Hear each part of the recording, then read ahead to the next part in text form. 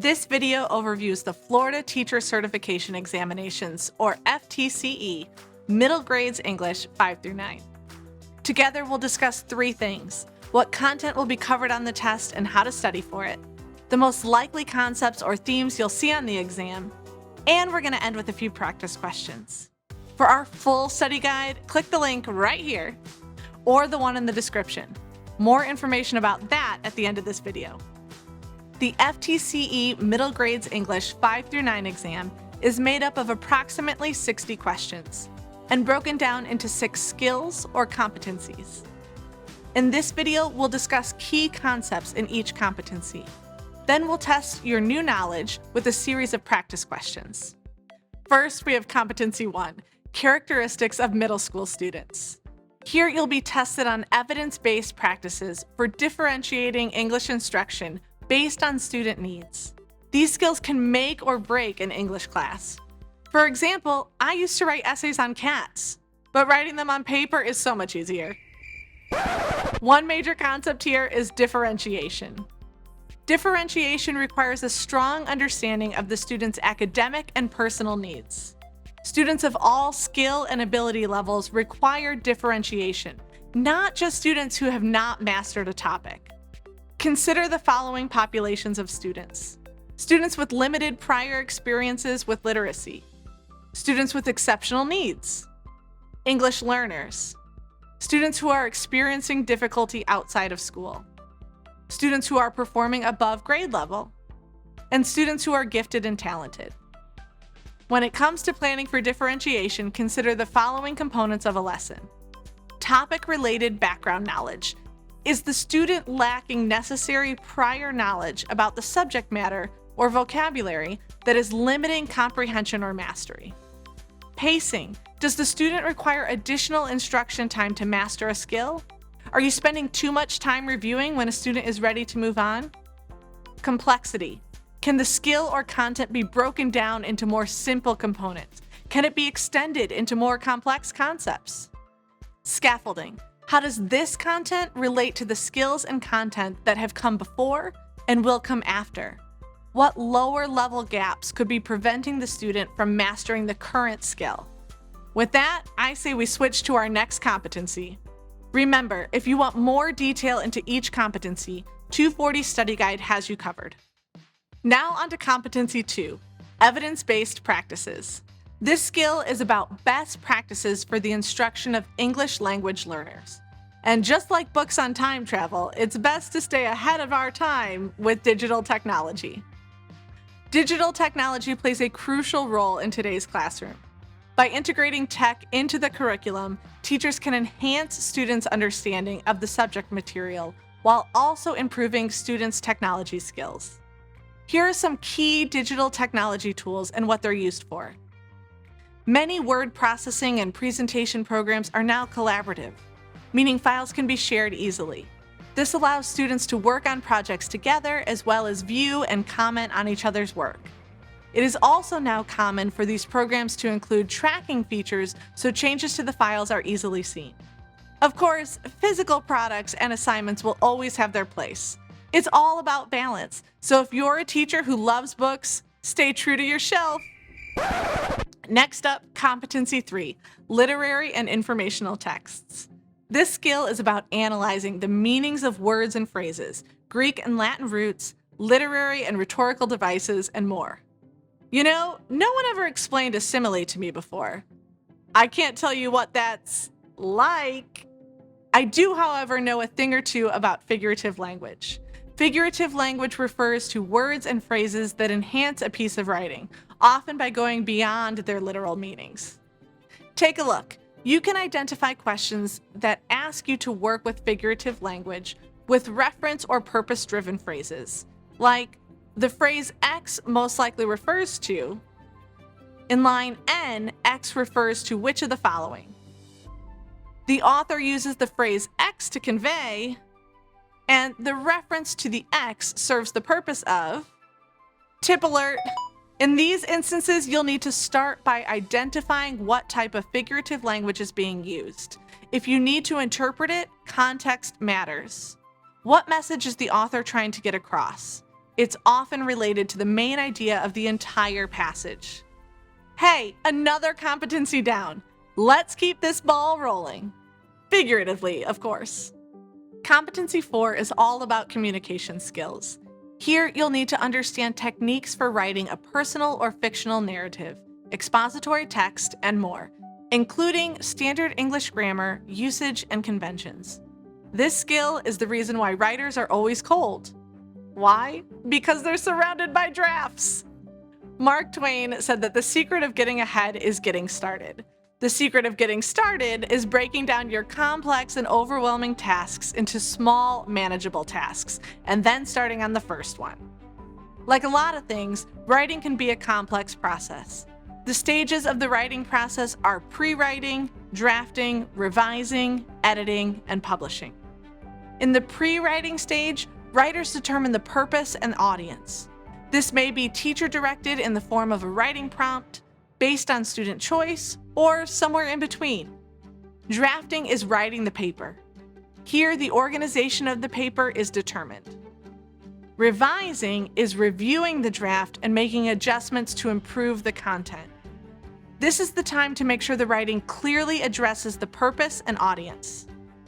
Editing is also reviewing the draft, but focused on improving the conventions of the writing. Think proper grammar, spelling, punctuation, and capitalization. Publishing is rewriting the revised and edited draft into a final product and sharing the final written piece with the teacher, classmates, or an even wider audience using a bulletin board or digital platform like a class webpage. Remember, writing is a process. Budding writers need guidance and support to understand what's involved at each stage as they develop their written pieces. Now we've reached Competency V, pedagogical content. You'll need to know appropriate instructional practices for teaching students the conventions of standard English, the types of sentences, and the effective use of sentence variety. And that's just the beginning. After all, we want our students to be writers for the ages. And I don't just mean ages 10 through 15. Vocabulary development refers to students' ability to effectively know and use words in their listening, speaking, reading, and writing. Students can't comprehend material if they don't know the meaning of most words. Here are some related skills: identifying roots, prefixes, and suffixes, using context to infer meaning, and distinguishing between denotative and connotative word meanings. Many words are learned indirectly. However, some vocabulary words must be taught directly. Strategies that can enhance students' direct vocabulary development include the Freyer model, which provides 4 standard boxes around the vocabulary term. This is one of many types of graphic organizers. And a word wall, which provides words and images like the one seen here. And those are just a couple of strategies. Now, though, it's time to turn to our final page. Competency. Competency VI, assessments. Our last skill centers on selecting and evaluating formal and informal assessment tools for English language arts. Hey, what tests do vampires take? Blood tests. And what tests do English teachers take? Well, that answer is a little more complicated. Assessments are used for many purposes in the ELA classroom. Teachers need to know if what they are doing is working, and they must assess students to find out, and adjust accordingly. Once teachers have assessment data, they should use it to make instructional adjustments. For example, if the class struggled, the teacher should re-teach using a different approach. If the class mastered all but a small portion of the assessment, the specific skill or concept should be retaught. If the class demonstrates mastery, teachers should move on or increase the challenge level. It is important to use a variety of assessment methods when collecting student data and evaluating performance. This allows students with diverse needs to have multiple opportunities and formats to demonstrate knowledge. Amazing work! We've officially closed the book on our FTCE Middle Grades English overview. Before we say the end, however, we need to face the epilogue, our practice questions. Let's get into it.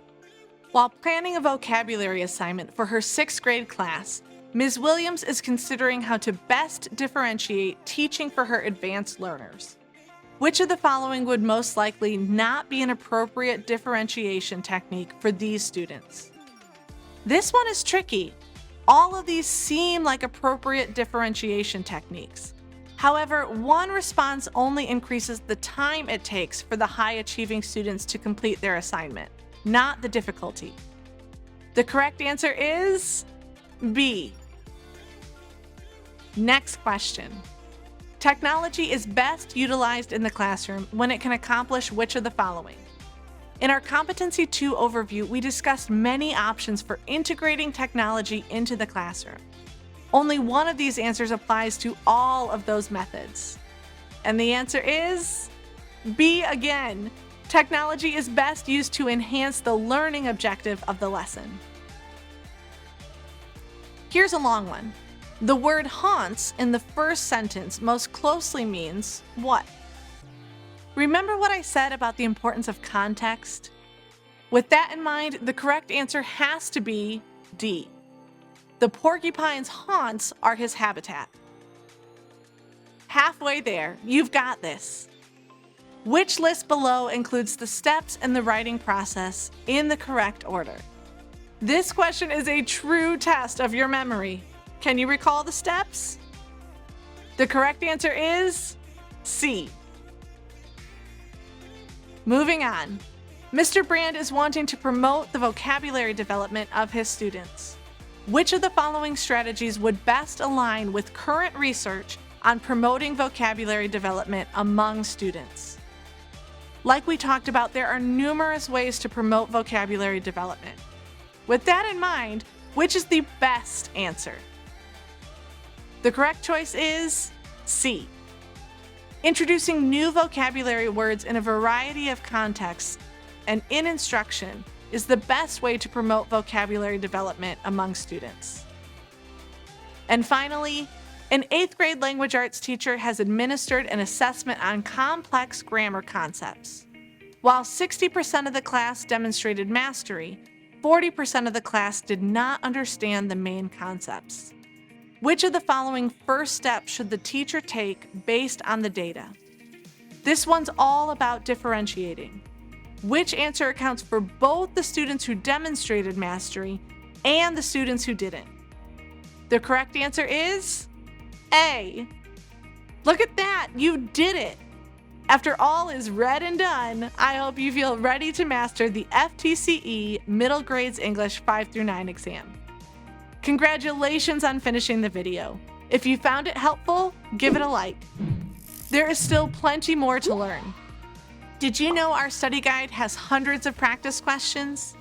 If you really want to make sure that you're prepared for the FTCE Middle Grades English exam, take the next step and subscribe to the 240 study guide.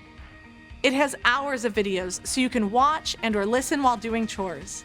It is test aligned, so you know precisely what you need to study. And it has hundreds of practice questions, so you can be sure you're ready. And it has a money-back guarantee. So click the link below right now to get started.